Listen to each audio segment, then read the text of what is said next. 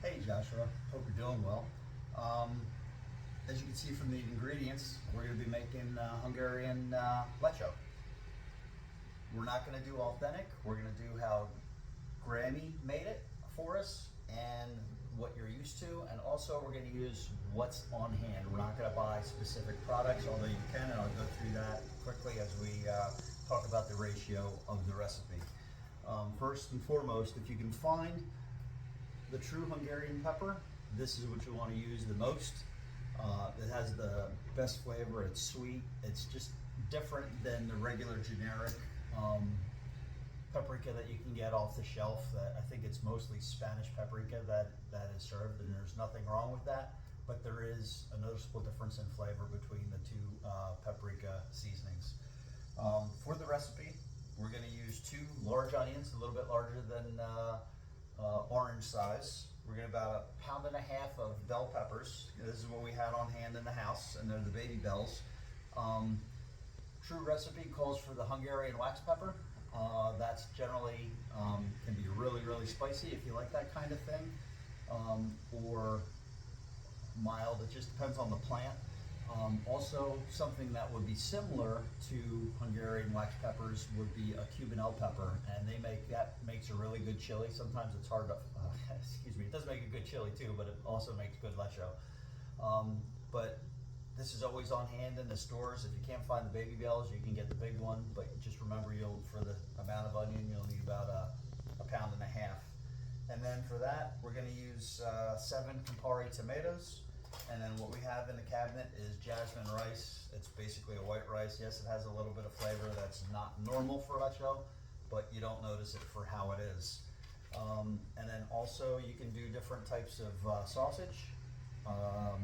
We use the turkey kielbasi, and you know why. You can do beef kielbasi, you can do the pork and beef as well. It really doesn't matter, just on your preference and what the flavors you like. The next recipe I actually have some venison kielbasi out in the freezer, and we might make another batch of that with the venison kielbasi. So I'm going to set up, and then we're going to put it in the pot over here, and we're going to cook it up, and I'm going to show you a technique of how to do that. So we're going to get to that next.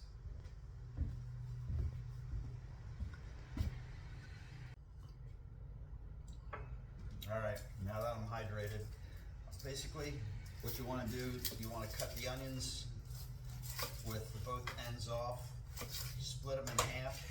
We're going to save all the offcuts off the onions, the peppers, and anything else that we can find. This one seems like it had better days, but it's all good. It's going away.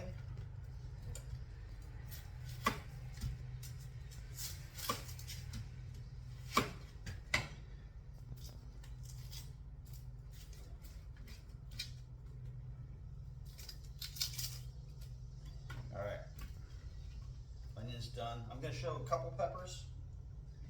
What I do for the baby bells, I go by the stem, I cut it right down in half. I expose the seed, you can see some of the veins, and how I do it, it's nice and easy. I grab the back end of it, I cut around the seed, I move my hand back up to the top, and I pull the seed pod away, and I cut it. And it's just a very little waste, and it's just a quick process to how to do it. So maybe you can see it with the red one better. I always have the stem, I'm right-handed, I have the stem to the left. I bring it up, I stand it up, I find the flattest side. I cut it right next to it, hang on to it, trim it around, get your fingers out of the way, and finish. And it's just a nice, easy piece. Let me see if I can find a curved one. You can see that's a curved, and it really doesn't matter. Just stand the curve up, the curve is going this way. Bring it out, it cuts it off. You see the seed pod, bring it around, grab it, and spin it. So that's the easiest way to handle the baby bells. I'm going to finish the rest of these peppers, and then we'll get back to the rest of it.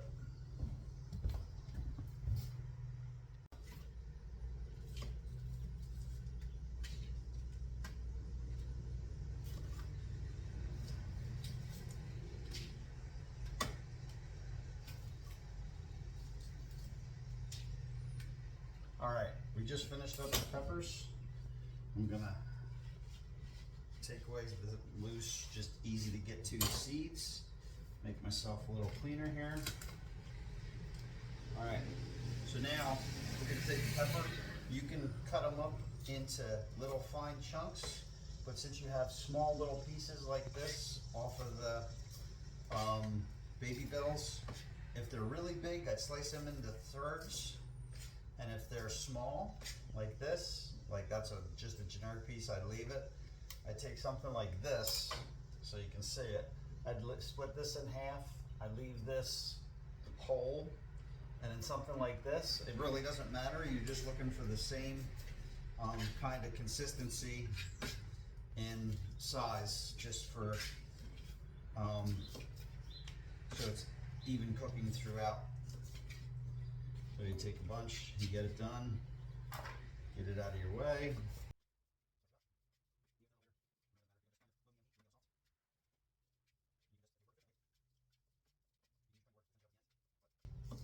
So you're not snoozing. I'll probably fast forward this for you. Everybody knows how to cut a pepper.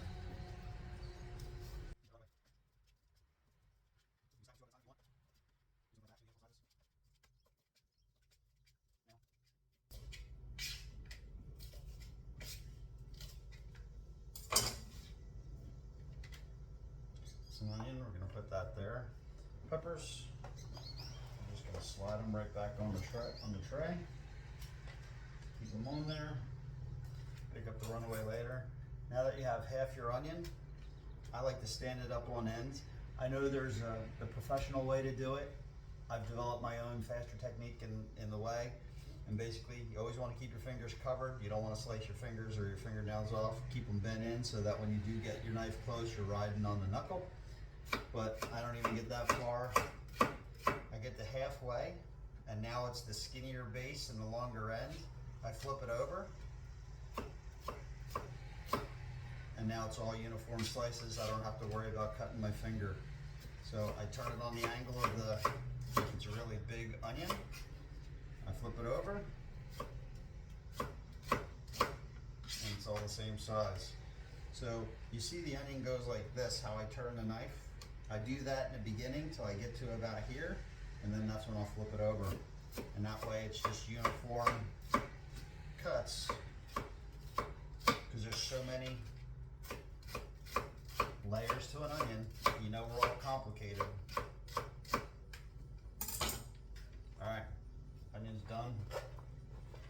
We're gonna put the onion in the pan first. But first we gotta get the heat on and get it going.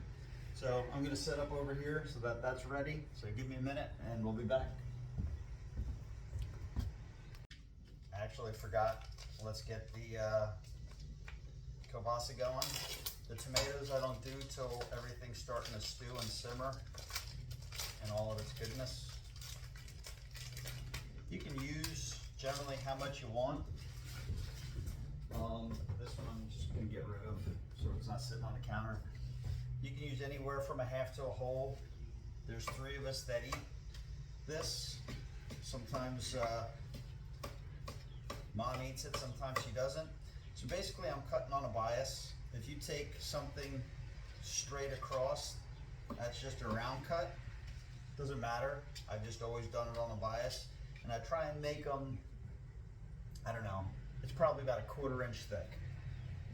I like it so that it's as thin as possible. You just have more of them in there. And again, you keep your fingers, let me turn this way so you can see it. And I get it down to the end, and when you can't hold it anymore, you just move your fingers. So now this is turned. Easiest way to get a bias cut, I'll start it, I'll flip it around so the curve is like this, and so I'm right-handed. And I'll just start cutting ends. There's going to be a couple that aren't the full size bias. You can either heat them up and eat them, or just throw them in. This is comfort food, not perfection French culinary. All right, we just took the pot, we put it on. Take a little bit of olive oil.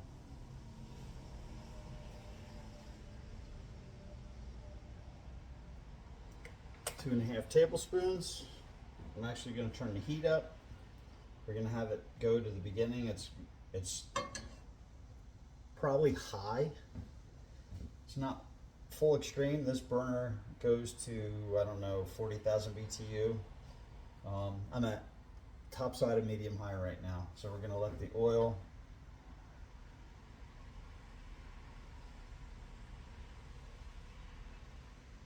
get hot. And then as soon as we put the onions in, we're going to turn it down to a simmer. We're going to sweat them until they become translucent.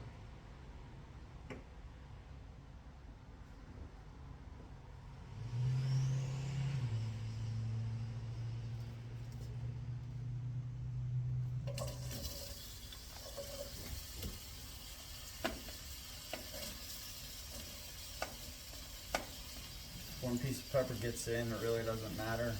Don't want the pepper stems in there, but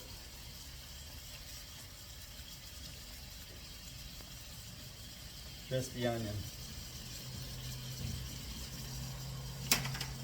Alright, I'm going to break what I normally said. I'm going to take a little bit of sea salt.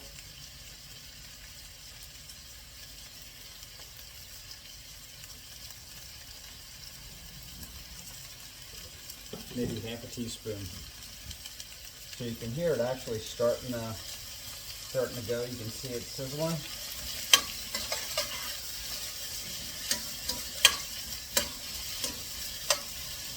Smelling good. I always love the smell of onions. So now I'm going to take the heat, turn it down to low medium. Put that on, start sweating the onions. That's it. We're going to wait 5 minutes, and then we're going to come back and we're going to add the peppers. Alright, as you see, the kielbasa is all done. We're going to put that in the onion spot. And see, the reason I don't like to chop the tomatoes too far in advance is because it's going to get juicy and just run all over the place. I try not to dirty too many dishes. Basically, you're going to take the tomato, nice and easy. It doesn't matter. It's going to break down and become juice for the stew. What you're going to do, I do it, just take it in half again, and then give it a couple quick chops. So I have my half again, and a couple quick chops. That's all it is. And if they're real small, just into 4. Hoping you can see that. I'll turn myself so that you can get that on the camera here. Chop it. I got 4 more tomatoes to cut. So that's a pretty big one. So I'll cut it in half, turn it, 1, get my fingers adjusted, turn it. And that's it. You always want to make sure you also always use a sharp knife. Believe it or not, more of the accidents happen with a dull knife.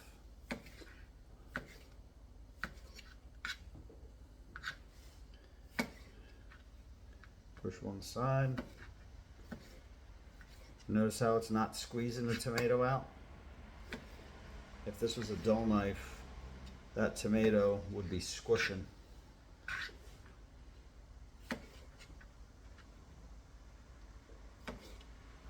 Alright, so hopefully the juice isn't going to run off the cutting board so I don't have to dirty another dish. You can see all the juice already starting to collect, but we'll scrape that right into the pot when it's ready. Alright, I just took the lid off, and it smells like the heat is a little too high, because what happens with onions, you can see it's starting to get a little brown instead of just clear, but that's, at this point right now, it's not bad. If it got too dark, then it's just going to change the flavor of the lecho. So right now, and I'll bring it to this camera too, you can see what it looks like right there. So So now I'm going to leave the spoon in.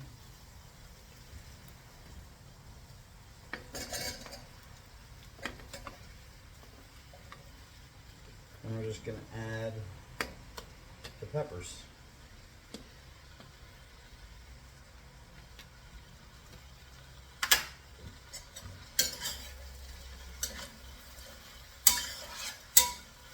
Give it a toss.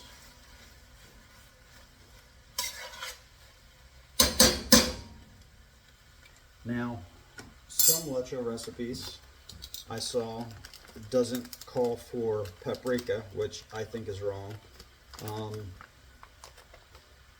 If I remember correctly, in George Lang's Hungarian cookbook recipe, he calls for some paprika. But as you see, what I'm sprinkling in, probably about a good teaspoon. A big teaspoon. And again, that's what I used. Give you a better shot. Let me see if I can turn the, there we go. That's what we use. So now, that's done. I'll take this, mix it.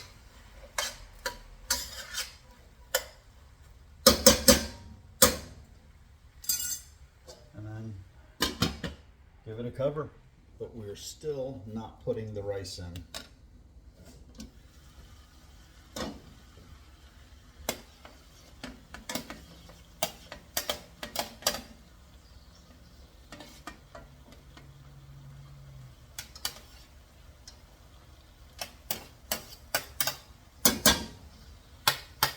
All right, got all the juice. Give it a toss.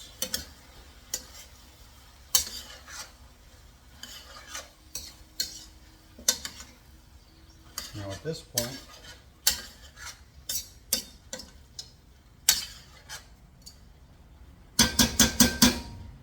I'm going to turn the heat down even more to low, cover it, and let it do its magic. All right, and we are back. So now we're going to see how much water is released from the pepper and from the tomato. And you can see the juice is there, and there will be a little bit more released. It smells really good. But I want to add a little bit more water because for the rice, I don't want this to be dry, but I don't want it to be soupy either. So now, you see how much there is? It doesn't cover, it doesn't come up to the top, but it's close to it. So now, the key is to add the appropriate amount of rice. Now you see, I have about a cup and a half. And we're going to mix it in.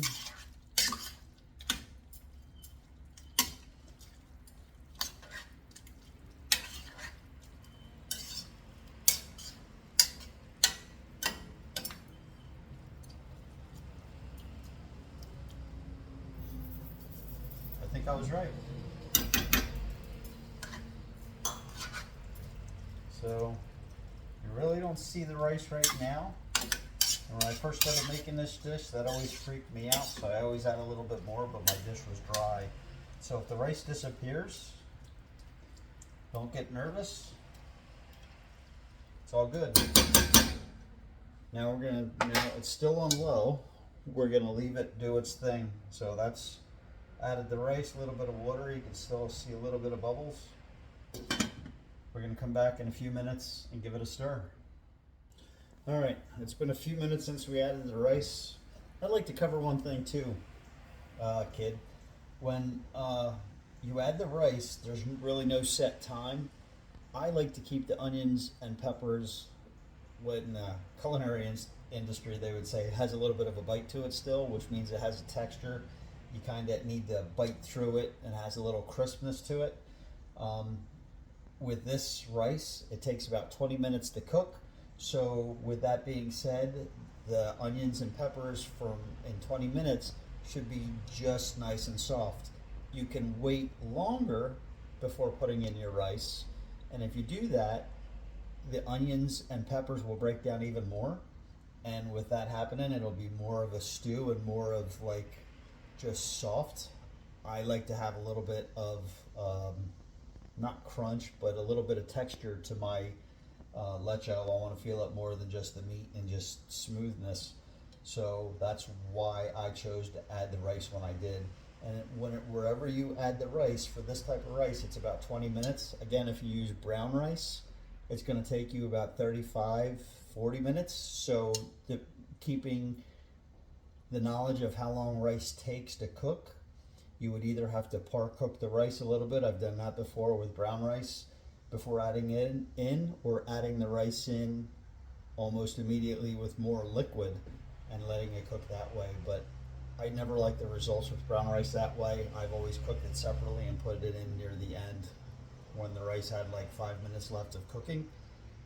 That way it would absorb some of the flavor of the leche when you put it in. So with that being said, see, it's a bubbling too. It's a lot of bubbles on the side, and the rice is already noticeable. Oh my goodness. All right, I'm gonna turn it down even more. I might have to change burner, because this is a hot burner even at low.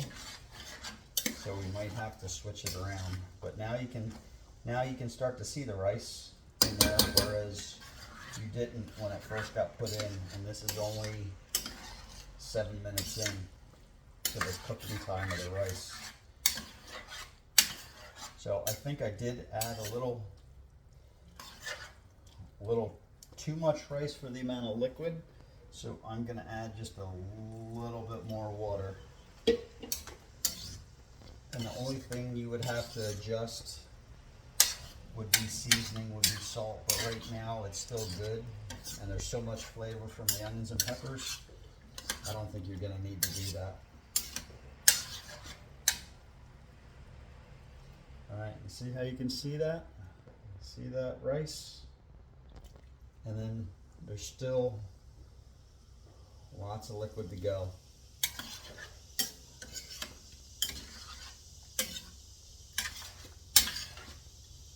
All right, stirred it up off the bottom. Put the lid on. All right, kid, there you have it. Hungarian lecho, onions, peppers, tomatoes, rice, kielbasi, paprika, salt if you need it. Pot, cut, stir, eat. All right, hope you like it. Let me know what you think. Oh, don't forget, I need some thumbnails. Mine might not be good. I tried. We'll see how they come out this time. All right, love you. Talk to you soon, kid. Bye.